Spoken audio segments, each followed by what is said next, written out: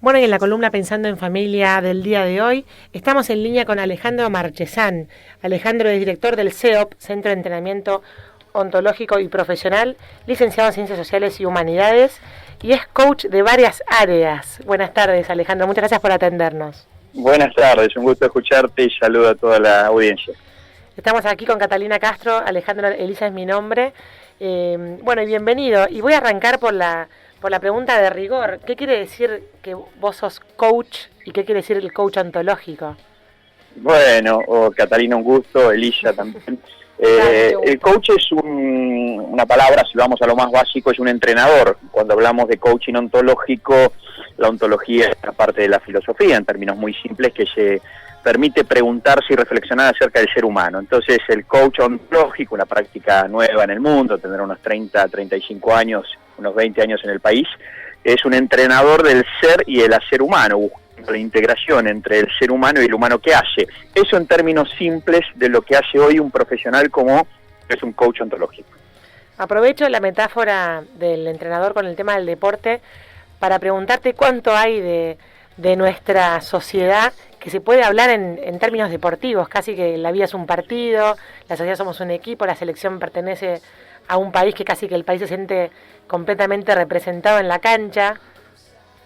Sí, es un tiempo muy particular, Elisa, respecto a lo que estamos viviendo desde el trasfondo emocional, ¿no? Estamos en el Mundial, hemos llegado a una final, entonces la metáfora nos sirve, al menos por este tiempo, para cualquier ámbito que se te ocurra. Esto de ponerle garra, de trabajar en equipo, del liderazgo, de todas estas cosas que estamos conversando van a ser utilizadas en las próximas semanas, digo yo, pero después la vida vuelve a encontrar su equilibrio y necesitamos algo más que simplemente la metáfora, que es muy rica, y empezamos a preguntarnos y a revisar, bueno, ¿dónde estamos? ¿Qué es lo que nos está pasando como sociedad? Yo acabo de escribir un artículo sobre el tema del desgarro social que estamos atravesando, así como se desgarró el Kun Agüero y se desgarró Di María.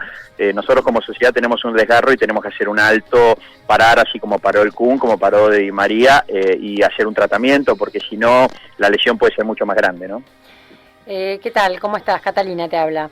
¿Qué tal, Catalina? ¿Cómo estás? En cuanto a, justo tomando el tema del desgarro social, ¿no? Esta recomposición de lo social, ¿tiene que venir desde las partes de esta sociedad, desde el llano de esta sociedad, o desde alguien que haga quizás un trabajo de coach, ¿no? O desde arriba, desde el liderazgo? Desde los funcionarios, bueno, por ejemplo. Interesante la pregunta. Estaba en una entrevista semanas atrás en Río Cuarto y me hicieron exactamente la misma pregunta, y fue muy rica desde el punto de vista de las responsabilidades.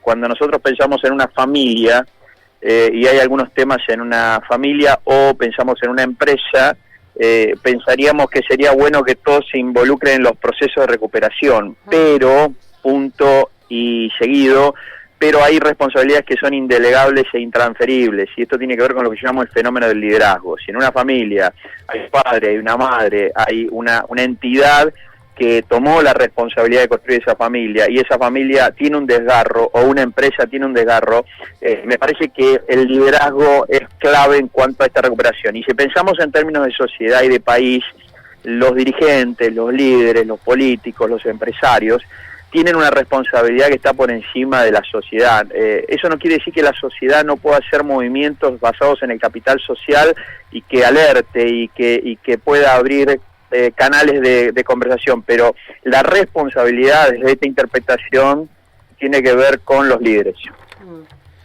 Alejandro, ¿y cuál es tu diagnóstico para decir que estamos teniendo un desgarro social? Si hablamos en términos de diagnóstico, hay una cantidad de indicadores que nos podrían estar diciendo que este desgarro está presente. Claro, desgarro es una metáfora, ¿no? Nosotros venimos de escuchar hace no mucho tiempo de una institución como es la Iglesia que dice estamos enfermos de violencia. Y yo digo, sí, me parece que hay que prestarle atención a la reflexión, y al mismo tiempo digo, sí, es cierto, puede ser que estemos enfermos de violencia, pero también digo, guarda que enfermar no es morir. Por eso la metáfora del desgarro y no de una enfermedad terminal. Y el desgarro tiene 3 categorías, ¿no? El desgarro grado 1, grado 2, grado 3. y el grado 1 es el más leve, el grado 2 obviamente es el intermedio con más dolor, con algo de inmovilización, y el grado 3 es cuando ya el músculo se parte en dos y ya complica toda la estructura. Y los indicadores tienen que ver con la violencia, con el bullying, con la inseguridad, con los linchamientos, con la falta de palabra, con no poder confiar entre nosotros, con que tenemos una serie de crisis de relación, donde un periodista hace una pregunta a quien debe estar respondiendo y como no le gusta la pregunta se enoja, y después hay una cantidad de elementos en nuestra sociedad que hacen ver ese desgarro. Lo más crítico y lo que más nos duele tiene que ver con la inseguridad, tiene que ver con la relación entre jóvenes que se persiguen con una falta de interés de prestarle atención a cosas que son básicas, por ejemplo, la comunicación interpersonal. Uh-huh. Claro, eso te iba a preguntar justamente, ¿cuánta incidencia tiene la comunicación, ¿no? Porque si decimos que por ahí se hacen cosas con las palabras, uno con las palabras puede crear contextos violentos o contextos más pacíficos o contextos de unidad. ¿Cuál es el rol que está cumpliendo en este momento tanto los medios de comunicación como los líderes que tienen la palabra en este momento? Mira, justo le vas a preguntar a una persona con la cual nos podíamos quedar horas hablando de este tema, porque es el tema que me quita el sueño, con el cual me convoca a la reflexión, al intercambio, es en el cual vengo profundizando hace años, creyendo que casi haciendo una especie de reduccionismo, por la comunicación pasa todo. Alguien dijo alguna vez que la comunicación es el principio de todo beneficio, pero también la razón de todo conflicto. Y en este sentido, me parece que ante tu pregunta hay que hacer un alto. Si el desgarro fuera, el único tema del desgarro, fuese la comunicación que no estamos teniendo, bueno, a Di María se lo sacó de la cancha, no jugó contra Holanda, y Agüero se lo sacó de la cancha, no jugó los próximos partidos. Creo que uno de los grandes que tenemos nosotros, temas como sociedad, es que no nos animamos a hacer un alto y a reflexionar para poder hacer el proceso de recuperación y fortalecimiento del músculo social. Y creo que el músculo, entre las cosas que más está lastimado, es la manera en que los seres humanos en este país, en esta sociedad, nos estamos comunicando, donde hay una invalidación del otro, donde la diversidad no es un recurso que nos puede dar insumo para construir, sino que es una adversidad o una obstrucción a ser sacada. Hoy seguimos pensando la política como se pensó en el siglo XIX, donde el diferente no sirve y el adverso hay que destruirlo. Entonces tenemos un tema de comunicación que revisar, y acá, por supuesto, la unidad de crecimiento inmediata que es la familia, esas empresas donde la gente tiene acceso a sus líderes y, por supuesto, llegando a niveles más altos, hay que hacer un alto y repensar nuestro modelo de comunicación. Yo suelo decir que si nosotros seguimos defendiendo el mensaje en vez de priorizar la relación, y bueno, hoy tendré razón yo, mañana tendrán razón ustedes, pasado, traspasado yo, y mañana traspasado no tendremos la relación. Entonces me parece que estamos ante la oportunidad, una gran oportunidad, de repensar la manera en que nos estamos comunicando y desde ese lugar recuperar gran parte del tejido social, porque si nos podemos escuchar, podemos dialogar. Salió una nota en el Clarín en este fin de semana donde un sociólogo polaco dice que el gran desafío del siglo XXI es el diálogo, y nos hace tanto sentido a nosotros, ¿no? Reconstruir ese diálogo donde el que piensa diferente no sea un enemigo, sino que el que piensa diferente hasta es alguien que me puede dar algo que yo no tengo, ¿no? Alejandro, en tu artículo sobre el desgarro social hablas que el juego de este tiempo no es más el tener razón, ¿no? ¿Cuál es el juego de este tiempo? Bueno, algo adelanté recién. Creo que el cementerio está lleno de gente que murió teniendo razón y no dejó ninguna huella. Hoy tenemos líderes que todavía dejan mucha marca en la gente en vez de dejar huella para la gente. Los líderes de este tiempo necesitamos comprometernos con construir huellas y no dejar más marcas. Y dejamos muchas marcas en el lenguaje, en la gestualidad, en la emocionalidad. Entonces, me parece que la razón es un juego perdido antes de jugarlo. Es un juego del siglo XIX, siglo XX, donde el conocimiento era clave, y hoy el conocimiento es herramienta, no esencia. Me parece que el juego se llama relación. Ahí está el juego en el cual estamos invitados, relación.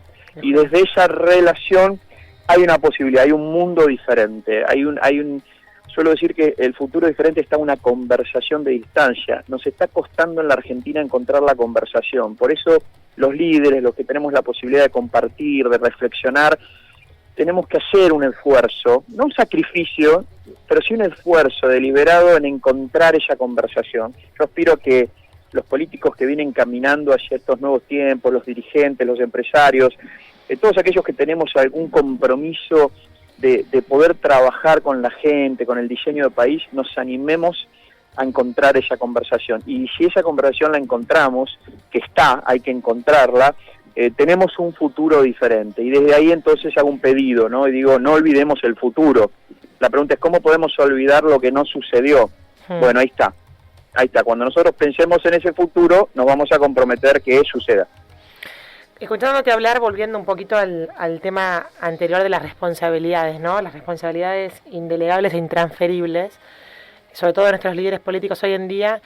A mí lo que me sucede, quizás con esta posibilidad de estar frente a un micrófono, es que la responsabilidad de cuando me siento interpelada por esta especie de modelo de todo o nada, o de una cosa o la otra, de blanco o negro, que es como tan chocante, enseguida me genera una reacción contraria de querer contar la otra verdad, porque siento que es tan fuerte el relato que a veces se baja la línea Claro.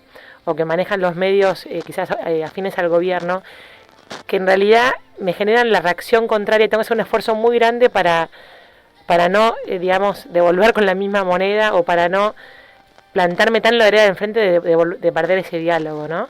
Y lo digo humildemente, digamos, con la responsabilidad que tengo de comunicadora social enfrente de un micrófono, pero es difícil salirse de ese lugar de antagonismo cuando está tan fuerte la apuesta del otro lado. Sí, te entiendo perfectamente, y especialmente por las emociones que genera, y es ahí donde aparece el profesionalismo. Venimos de una situación de 2 muertes en Brasil con el tema del Mundial, la hija del Tití Fernández y el muchacho López, el Topo López, donde había un desafío enorme para el equipo de ambos, para cómo eran equipos de ambos líneas periodísticas diferentes, ¿no? Una de la televisión pública, otra de la red, y era interesante porque ambos se tenían que reponer emocionalmente y aparecer desde el profesionalismo que haga permitir que la tarea se visualice, y lo lograron en ambos casos.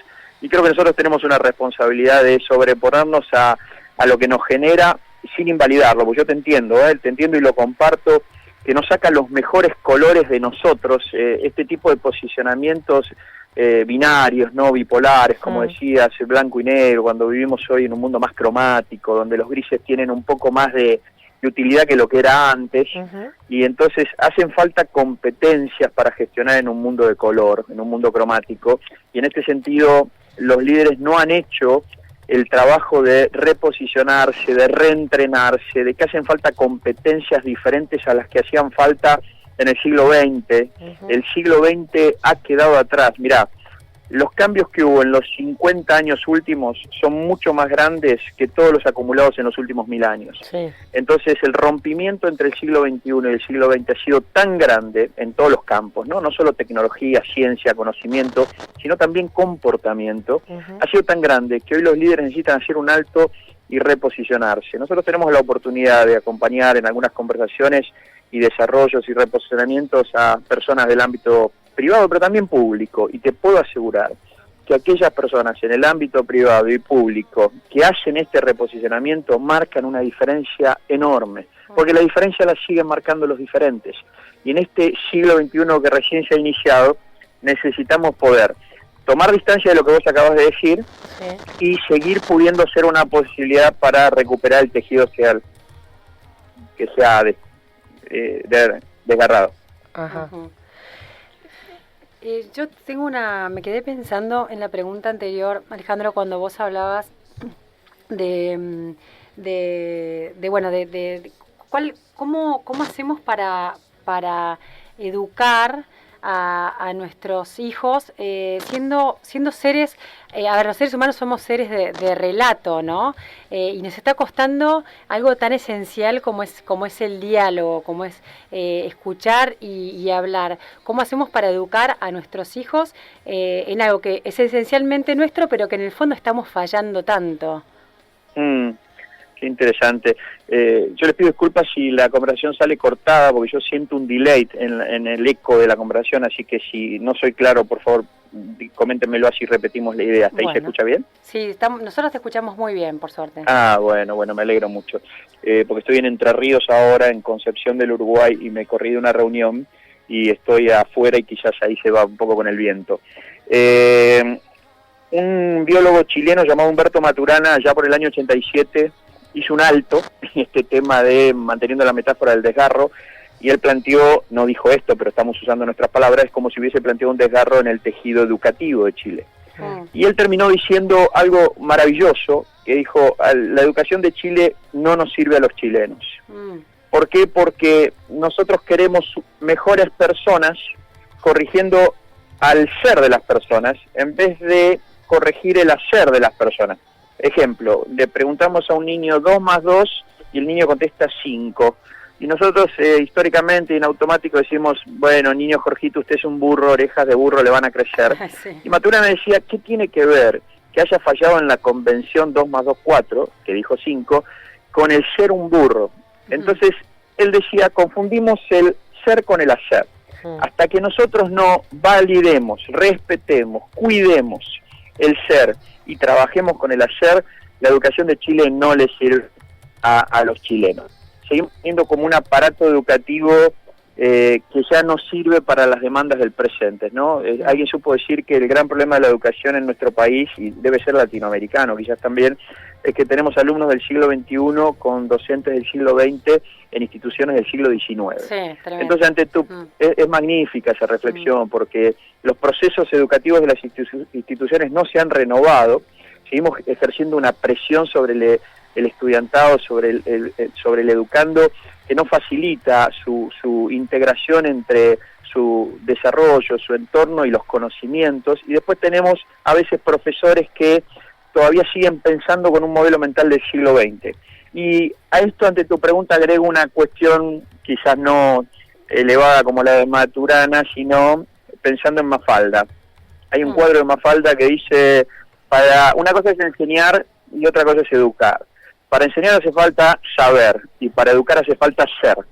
Claro. Y en este sentido, me parece que nuestra educación primaria, con nuestros hijos, con los empleados de una empresa, aquellos con los cuales tenemos contacto directo, hay que empezar a poner en juego el ser. Y el ser tiene que ver con escuchar al otro, con ver cuál es su experiencia, ver cuál es la integración entre lo que hace y el humano que es. Tenemos una oportunidad magnífica en la educación para producir realmente un giro en la conceptualización de cómo educamos, ¿no? Alejandro, y otra de tus, digamos, de las soluciones o las maneras de tratar este desgarro, vos hablabas de la construcción y el compartir una visión común.